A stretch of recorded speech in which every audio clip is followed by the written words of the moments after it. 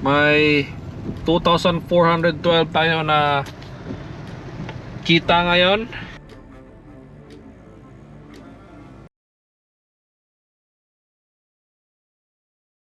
Seven 51 AM in the morning. So papunta na tayo sa first booking natin.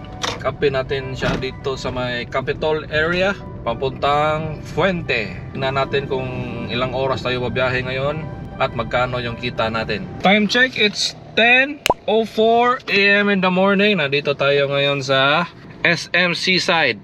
Kakadrop lang ng pasahero. So as of 10 AM guys, may ano na tayo, may 840 pesos.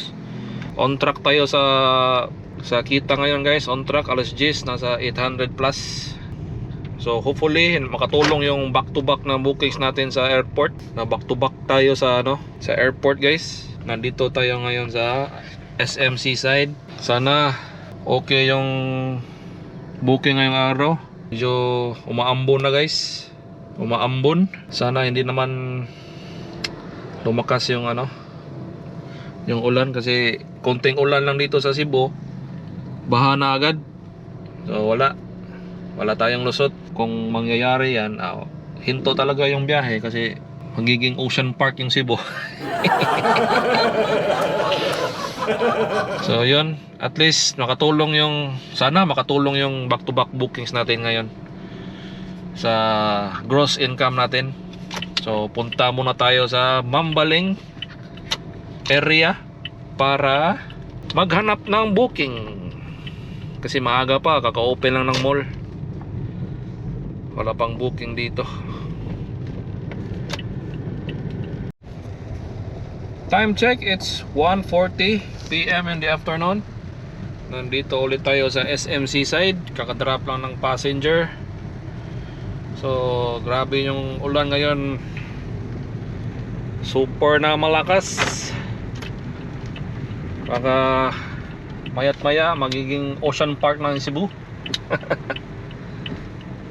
Ang lakas ng ulan kanina, medyo ngayon mahina na konti. So as of this time, 1:40 PM, may 2,412 tayo na kita ngayon. So plus tip na mga 100, yung 50 nasa up. So kasama na yon sa 214 yung 50. Yung 100 kasi cash yun. So more or less 2.5. Hanggang dito lang siguro yung biyahe ko, kasi pick upin ko pa susunduin ko pa yung mga anak. Tapos baka babaha na to.